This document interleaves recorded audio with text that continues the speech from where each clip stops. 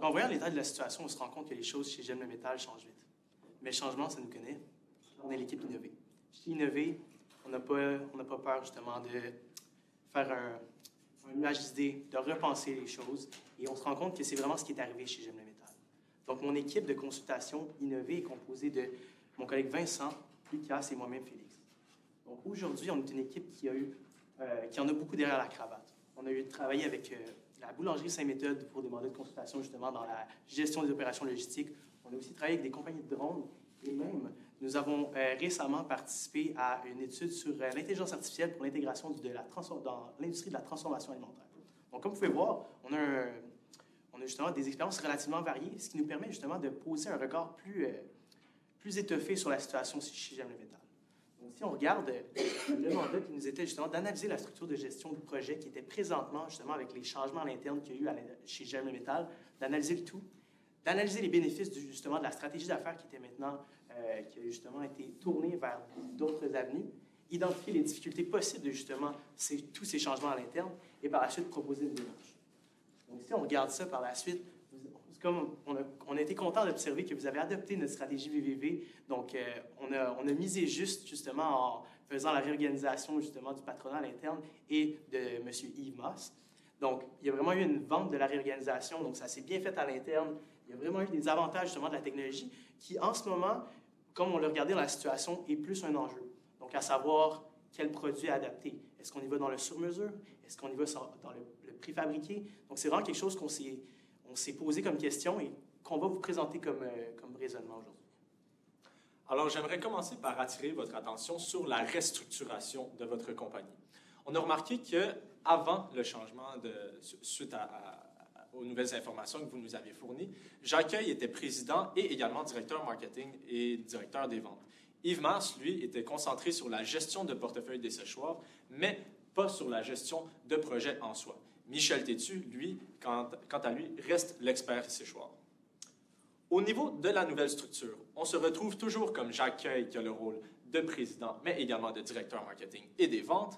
Yves Mars, lui, se retrouve avec vraiment des responsabilités supplémentaires. On aimerait... donc, maintenant, il est un conseiller stratégique, non seulement, mais il garde toujours son rôle, son chapeau de gestionnaire de portefeuille. Qu'est-ce que ça veut dire concrètement? C'est que c'est lui qui a été en charge d'amener la nouvelle structure de projet. De par le licenciement du directeur général, il s'est retrouvé avec davantage de tâches et ces tâches-là l'ont amené à bâtir une structure d'implémentation des différentes variantes au sein de la compagnie. Alors, qu'est-ce que sont ces variantes-là? Premièrement, Yves Mars a mis en place une équipe d'estimation et de gestion de projet. Qu'est-ce qu'elle fait, cette équipe-là, concrètement? Bien, elle est en charge de faire une analyse des coûts de la nouvelle méthode, qu'on parle du 50% de production internalisée et l'autre 50% qui est adjacent. Mais c'est également, cette équipe-là est en charge de venir fournir un catalogue de produits standards. Également, leur rôle, c'est d'avoir un accompagnement client. Donc, cette équipe-là est en charge de venir assister le client et répondre à toutes ses demandes afin de lui offrir une expérience qui est mémorable et qui est représentative de vos valeurs chez J'aime le métal. Non seulement ça, mais on a l'équipe de normalisation des équipements PLC. Cette équipe-là, elle est en charge de s'occuper de tout ce qui est des changements en silo. Ce que je veux dire par là, c'est que c'est des mandats précis sur lesquels on travaille. Par exemple, la formation des machines PLC, comme on a vu, il y avait un petit problème et cette équipe-là est venue le régler de par elle-même sans avoir nécessairement à faire avec des parties prenantes dans l'entreprise. Comme je dis, ils sont en mesure de travailler sur un seul mandat à la fois, ils n'ont pas à interagir avec d'autres parties prenantes, c'est ce qui leur permet de faire leur travail à merveille, rapidement et sans délai. On sait que les délais ont été un problème important au niveau des clientèles des États-Unis et on est vraiment content de voir que vous prenez ça en compte dans votre stratégie et vous mettez en place des directives qui vont vous permettre d'annuler ces délais-là. Donc, c'est maintenant le moment d'identifier et d'aller analyser la nouvelle stratégie qui est proposée, la stratégie moitié-moitié. Donc, la stratégie moitié-moitié, c'est quoi? C'est de proposer 50% des produits qui sont standardisés et 50% qui restent avec la formule actuelle sur mesure. Donc, vous nous l'avez mentionné, 90% de ce que vous faites présentement, c'est exactement la même chose jusqu'à quelques petites différences près lorsqu'on est proche de terminer le processus de construction.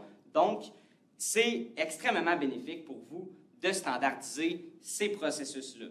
Donc, on parle ici de 90, on parle de un projet sur 3 ans là, qui vous permettrait de standardiser 90 %. Au début, on avait 2 fournisseurs différents, on avait 2 sous-traitants différents, et là, c'est rendu tout simplement tout à l'interne. C'est excellent au niveau de la gestion de coûts, aussi au niveau de la standardisation, d'avoir un contrôle de qualité qui est vraiment des plus optimales. Par contre, internaliser la fabrication des modules, en ce moment, on l'a vu dans la première partie de notre présentation ce matin, les employés sont là depuis longtemps.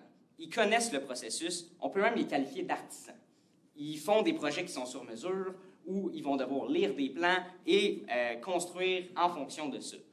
Donc, si on amène des projets standardisés, où c'est tout simplement une ligne de production, où les gens ont un travail répétitif, on peut voir qu'il y a des potentiels problèmes qui vont venir émaner de ces changements-là, et de changer le quotidien des employés qui sont là depuis longtemps, ça peut apporter quelques problèmes. Donc, autant c'est bien pour la gestion des coûts, il y a un petit problème au niveau de nos employés. Même chose au niveau des contrôleurs électroniques. On a l'ajout d'une équipe qui vient qui a des chapeaux différents de nos employés habituels.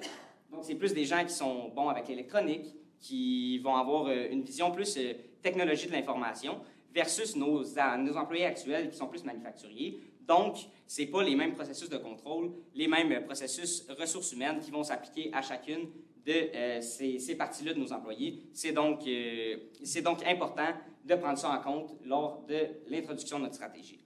Donc, on parle beaucoup du problème de ressources humaines. Qu'est-ce qu'on va pouvoir faire pour justement gérer ce changement-là et s'assurer que nos employés restent fidèles et restent compétents? De par nos expériences précédentes en tant que firme de consultation en gestion du changement, on a remarqué qu'il y avait une tendance répétitive lorsqu'on apporte des changements au niveau des entreprises. Vincent vous parle des tendances au niveau des ressources humaines, des problèmes qui peuvent émaner. On vous a mentionné des problèmes. Moi, aujourd'hui, ce que je vous propose, c'est la solution à ces problèmes-là et comment est-ce qu'on va venir les mitiger. Je vous présente le modèle ADCAR. Le modèle ADCAR, il faut savoir, c'est un standard dans l'industrie de la gestion du changement et c'est un modèle qui est utilisé afin de gérer le changement au niveau des ressources humaines. ADCAR, ça tient pour Awareness, Desire, Knowledge, Ability and Reinforcement. En français, la connaissance, le désir, la connaissance encore une fois, l'habileté, puis finalement le renforcement. Alors, si on vient analyser chacune de ces lettres-là, c'est un processus. Ce processus-là, si vous le suivez à l'étape, ça va vous permettre de communiquer efficacement le changement et faire en sorte qu'il se passe de manière fluide et qu'il n'y ait pas de dérangement au sein de votre entreprise. Quand je dis dérangement au sein de votre entreprise, Vincent l'a mentionné, on intègre une nouvelle structure de gestion de projet. La compagnie, ça fait 30 ans qu'elle existe, il y a des manières de faire qui sont ancrées au niveau des employés. Veut pas, on vient déranger l'écosystème, il faut s'assurer que ça soit accepté par tous.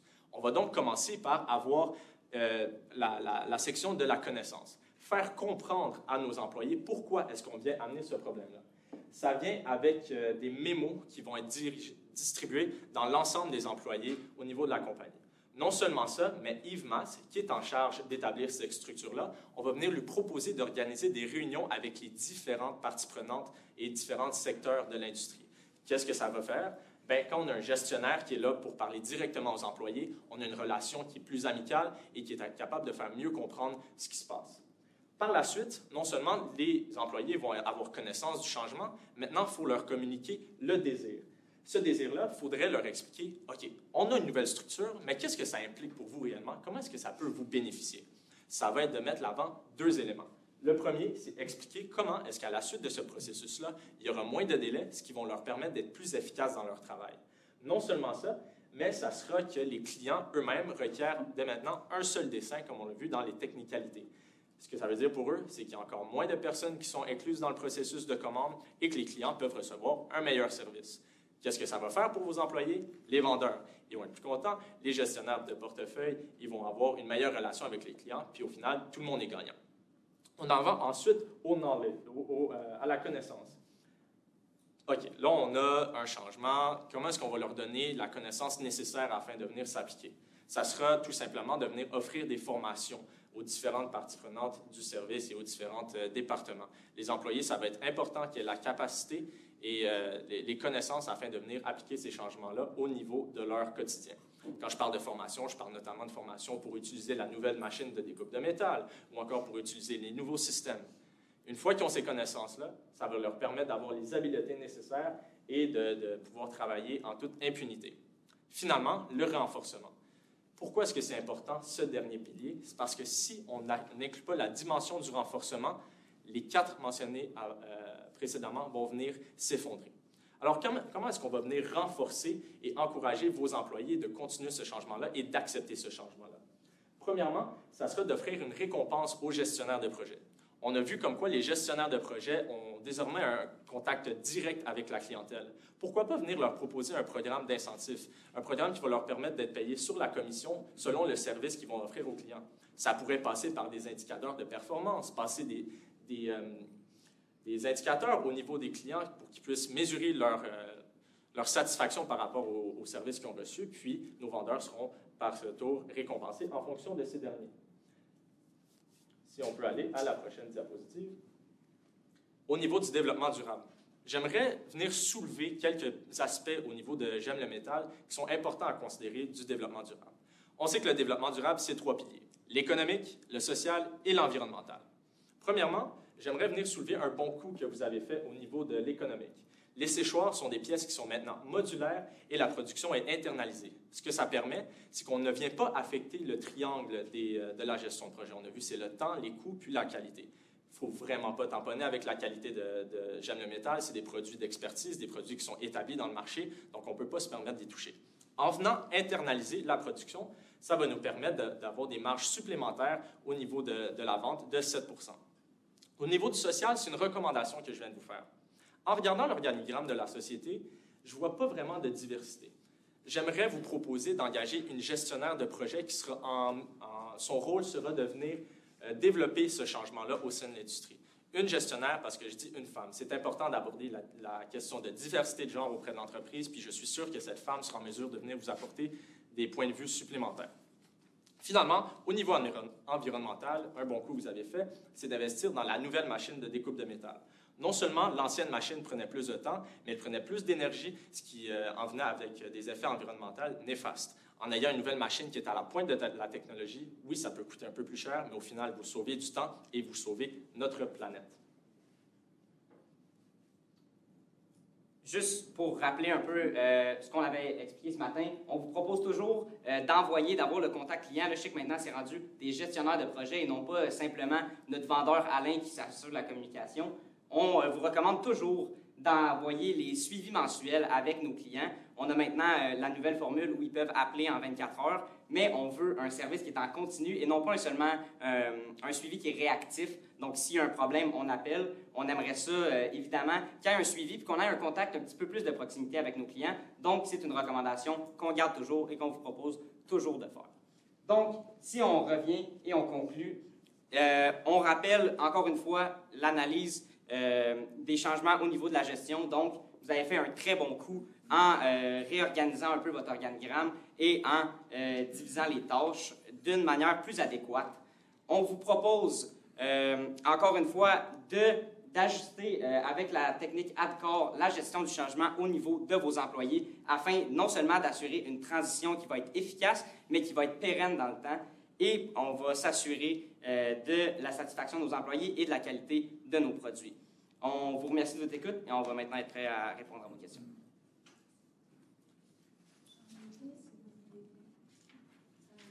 Merci de votre présentation. C'est très positif et entraînant.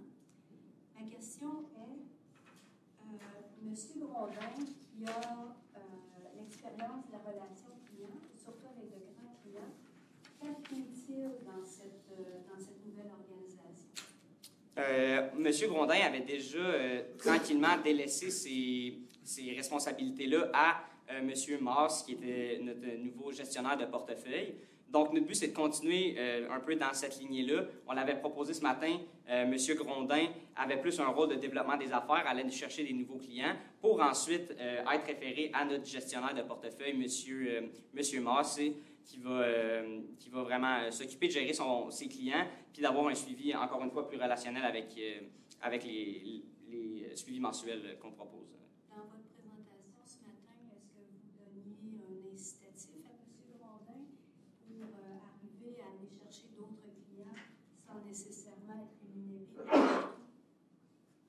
comme on a pu le voir justement avec ce matin, on n'a pas nécessairement parlé d'incitatif, mais cependant, on s'est rendu compte qu'il y a une meilleure collaboration entre M. Grondin et M. Maas, faisant en sorte qu'on ne nuisait pas nécessairement à sa commission ou à son bilan fin d'année. C'était vraiment une collaboration qui est lucrative pour les deux et pour la compagnie.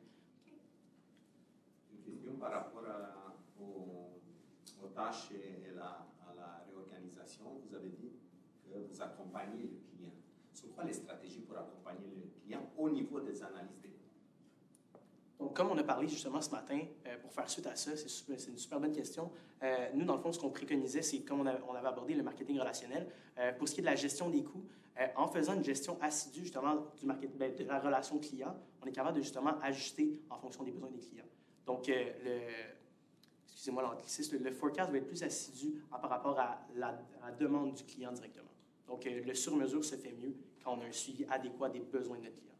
Vous offrez des prix préférentiels à des clients, si je comprends bien? En fonction du volume, oui, mais dans le fond, comment on le voulait, c'est vraiment le sur-mesure. En faisant une gestion assidue, on est toujours capable de prévoir. Donc, après ça, une fois qu'on a prévenu, on est capable de mieux gérer nos coûts. Moi, j'ai une question. Dans votre agenda du début, vous avez dit que vous vouliez couvrir un certain nombre de difficultés rencontrées dans le plan d'action. Vous avez passé beaucoup de temps sur la gestion du changement, identifier les difficultés possibles. Donc, vous avez parlé beaucoup de gestion du changement. Mais je vois quand même qu'il y a d'autres problèmes que vous n'avez pas touchés du tout. Donc, par exemple, le développement du produit avec Tube, vous n'avez fait aucune mention. Donc, je ne sais pas si vous avez regardé ce problème-là aussi. Oui, je pense que c'est un problème qui est survenu dans le passé. C'est quelque chose qui a été... je pense pas que ça a été réglé. Ça a taché notre réputation, certainement.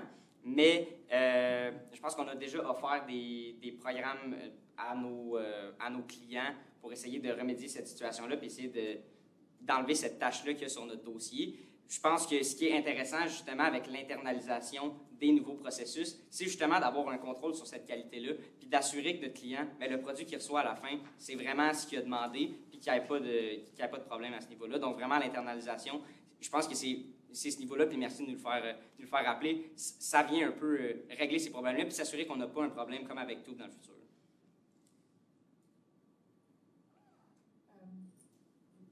Dans la gestion du changement que vous avez abordé, vous avez focusé beaucoup sur le personnel qui avait à faire une gestion du changement. Est-ce que vous voyez qu'il y a quand même d'autres parties prenantes qui devraient bénéficier de cette gestion du changement-là? Absolument, particulièrement au niveau des gestionnaires. Comme je l'ai mentionné plus tôt, on amène des nouveaux employés, on change les processus de nos employés, puis ça reste les gestionnaires qui doivent inculquer ce changement-là. Donc, il y a certainement une dimension où les gestionnaires doivent eux aussi, dans leurs tâches, on veut s'assurer que ça soit bien fait puis qu'il n'y ait pas d'effet néfaste sur leur travail à eux. Donc, c'est vraiment au niveau de la direction, de la haute direction, qu'on appliquerait le même problème aussi pour descendre vers nos gestionnaires qui sont nos gestionnaires de projet, puis les gestionnaires qui sont plus proches de nos employés finaux, pour que cette stratégie-là vienne vraiment du top jusqu'au bas de l'échelle. Comment vous feriez pour inciter les gestionnaires à aller vers ce changement-là, puis que tous voient son bénéfice? J'aimerais vous ramener au modèle ADCAR quand j'ai parlé du renforcement. Ça serait vraiment de rappeler et miser sur la commission sur qu'est-ce qu'ils vont faire comme résultat. Donc, en utilisant des indicateurs de performance qui vont pouvoir témoigner de leur bon travail, ils seront rémunérés de manière supplémentaire et ainsi, ça va les motiver à faire leur travail de manière efficace.